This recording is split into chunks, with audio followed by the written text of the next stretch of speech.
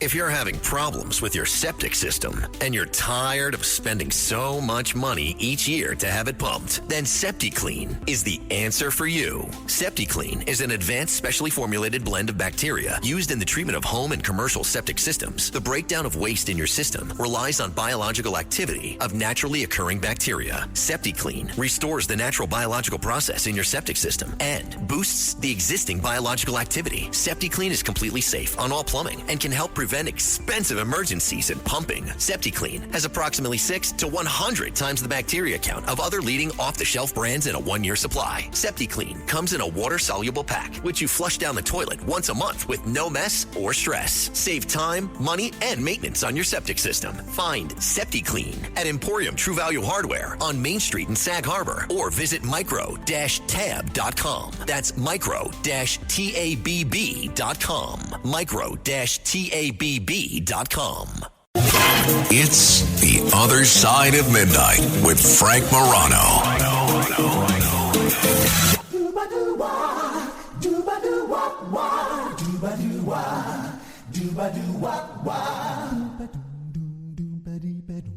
Hey baby, I hear the blues are calling, tossed salads and scrambled eggs.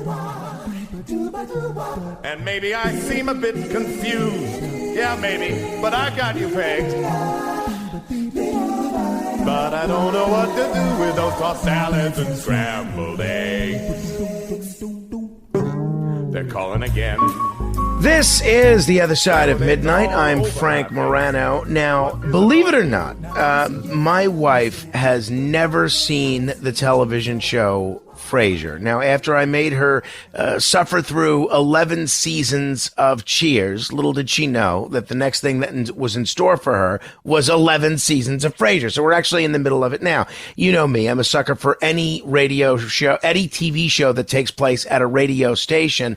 And one of the characters on that show that I've always absolutely loved is the character of Bulldog. Bulldog Briscoe, the bombastic sports radio host who somehow manages to be obnoxious and endearing at the same time. So when I heard that Dan Butler, the actor that plays Bulldog on that show, and he's got a long career beyond Frasier as well, both on television and movies, certainly in stage, was in a new play here in New York, my thinking was, I've got to see it.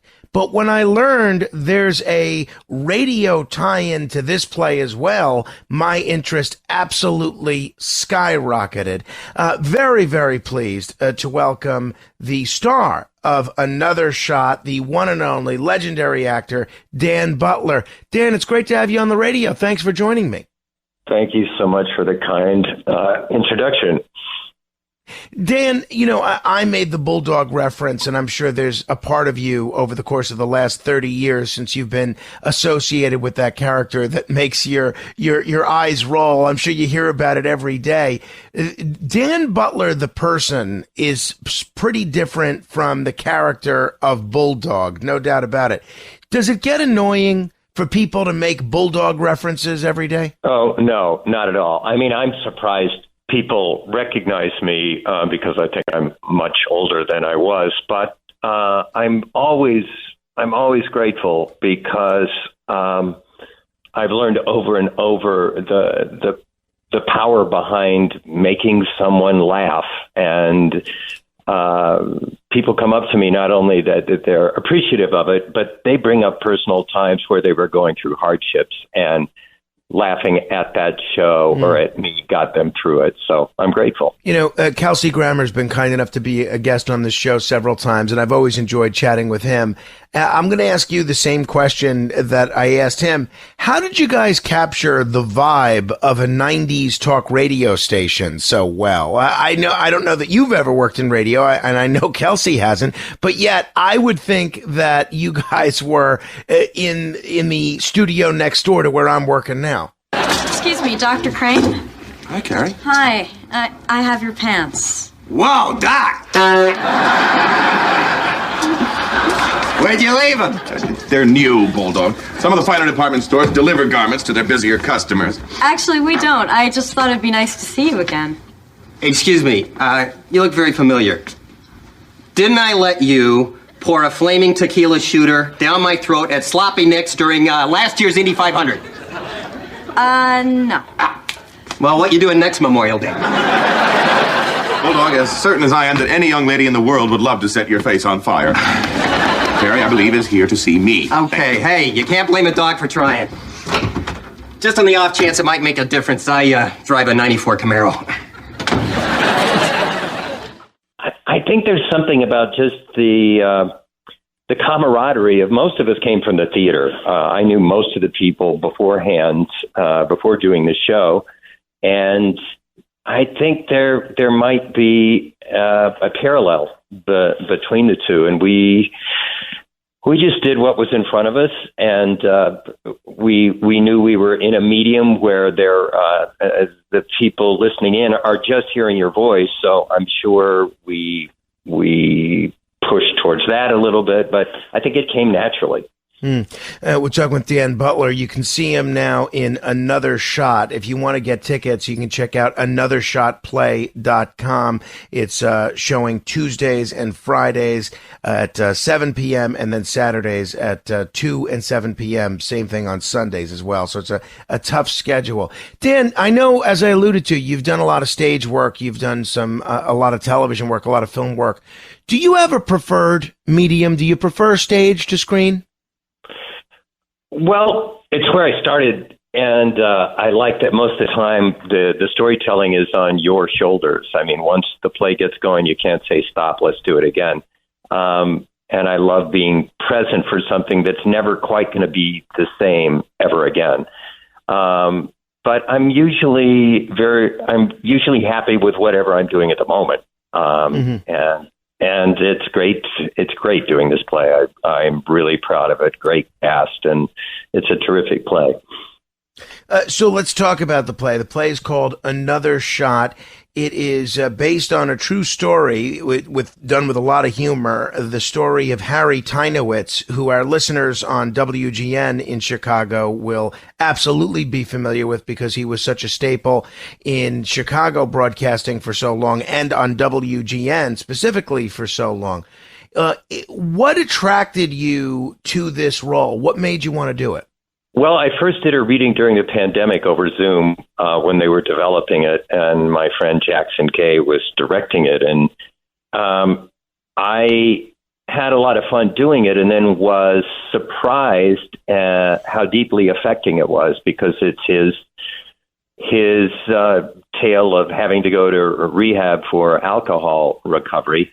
And both he and co-writer Spike Manton just caught something, the pulse of the humanity of just the community of these drunks keeping each other sober and seeking, the honesty of being able to admit the alcoholism, and then to help each other stay with it. I loved it, and every night it's a great show to do. It's very entertaining on top of everything else, but you can feel the effect it has over the audience. Is it tough to take a play that deals with some serious themes, in this case rehab and alcoholism, and inject a lot of humor into that, or is it more of a natural fit than some people may realize? Well, sometimes the humor within a situation like that is even greater. I mean, admitting your faults, and there's gallows humor in it, so that stepping into that helps. I think the two go together. It's just about we're all recovering from something, so I think there's a universality to it, and you just, the audience is always the other character, and that's going to be different every night. So you take what you're getting from them, and I address the audience a lot because it's narrated a bit. Mm-hmm. So you pick up from that, and that adds to the experience. If folks are just tuning in, my guest is Dan Butler. At 30 minutes after the hour, this is The Other Side of Midnight. You alluded to the difference between stage versus screen and how you don't get to cut and redo something. in some ways, theater is a second chance for actors every night. How do you think performing the same role over and over affects your understanding of the character and the story? Well, I've done theater since I was a kid, and I think you just want to be open to, you've got the basic architecture, but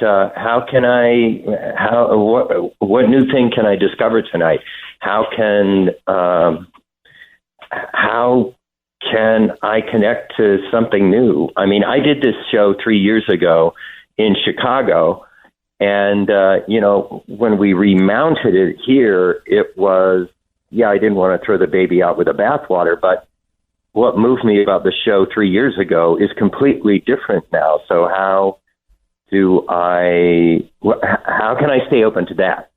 And it's a great opportunity. I'm grateful for whatever comes into my life. And I always think there's a reason certain parts or plays come into your life.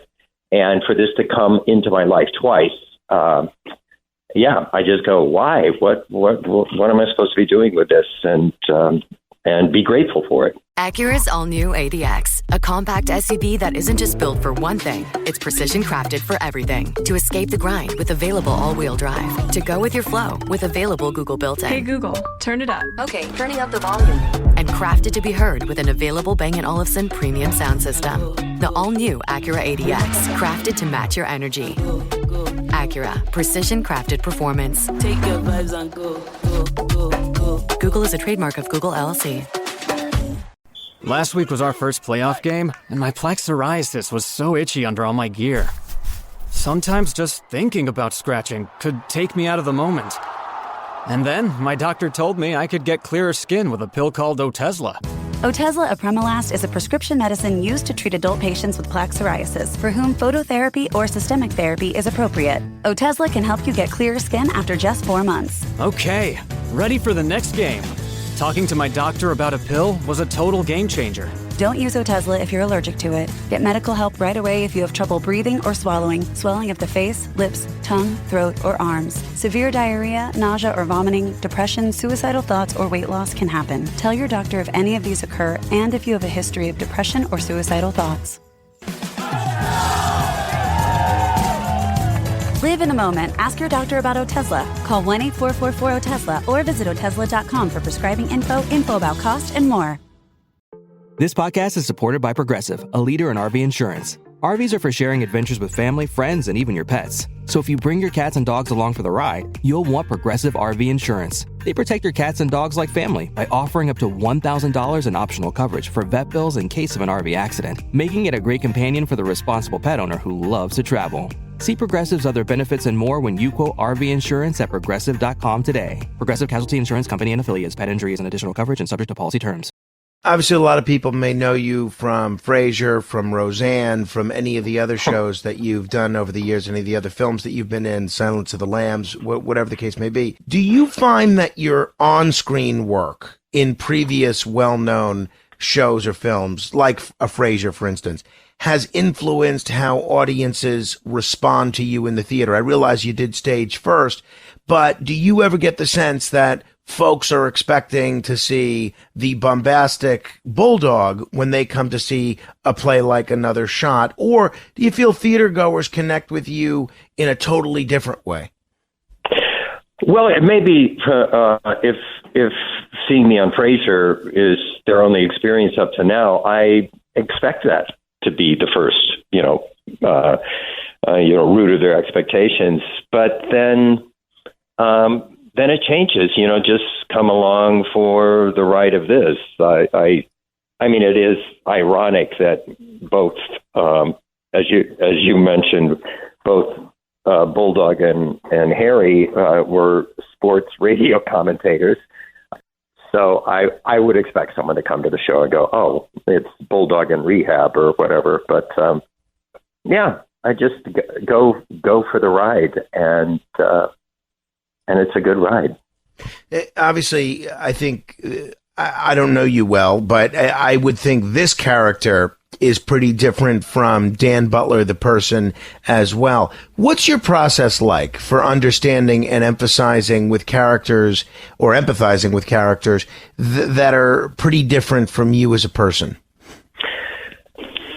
Well, there are certain times it's hard to really describe how I work because I feel like a pack rat. I've taken a little bit from here, a little bit from there, and depending upon the role in the situation, because you really step into anything, and hopefully you get close to a blank page and start from zero. I think all parts of every human being are in us and in me as an actor, and it's just that the amount of this quality or that quality or this quality, they are just different depending on what the part is calling for, and also what this particular character does for a profession. It really dictates the actions they'll be taking. Mm-hmm. And with someone like Harry, I mean, he was a stand-up comic before he was on the radio, and so making people laugh is his go-to a lot of time. And sometimes that's good, and sometimes it gets in his way, but it's revealing, and I love the mystery about it, and I love learning more about myself by doing other people. If you're just tuning in, I'm Frank Morano. This is The Other Side of Midnight. My guest is Dan Butler. If you want to see him in Another Shot, you can get tickets at anothershotplay.com. That's anothershotplay.com. I've seen how radio has changed so much over the years with the emphasis on things like social media and all sorts of other things that may have nothing to do with radio. With the rise of things like streaming and social media, audiences connect with actors as well in a totally new way these days. How do you feel about this shift in how audiences engage with performers? Is that any sort of a new challenge for you? Well, this is related to, it's almost an invitation to the audiences. There are many people, despite announcements, keep their phones on and we're addicted to our devices sometimes. And I just invite people to, it's 1.5 hours of your time, and to really shut that off and be in the story and just, for lack of a better word, honor the work that's been put into it and go along for the ride. Sometimes the information in this particular show may get under your skin a little bit, and when people get in that situation, they usually in life would like to go to their phone or something like that. And I would just say, it's a great ride. It's a funny ride. It's surprising ride, and just to go with us. I don't think it's changed the basic quality of telling a good story. If there's a good story to tell and it's worth telling, it grabs people. And I think I'm in a good story right now, and I'm happy to each night and sometimes afternoons be able to do that, tell it. No, that makes a lot of sense, and I totally agree with you on the folks being addicted to their phones. And no matter how many times those announcements go forward, you still see somebody checking their phone. I would think they would welcome a break for 90 minutes. I mean, it is wild. I know you're a playwright yourself as well as an actor. Does being a playwright affect how you approach acting in a play? It does, and sometimes I have to shut that off. Sometimes it's helpful. When we're developing something and an author is open to things, but if I don't shut it off at some point and keep the focus on being an actor and making this work with what is provided, it's an obstacle. So there's a balancing scale there. Sometimes it's good, and sometimes I'm an actor in this. I'm not a writer. You alluded to your method when you're acting and how you're creating a character or connecting with a character. You take a little bit of this, a little bit of that.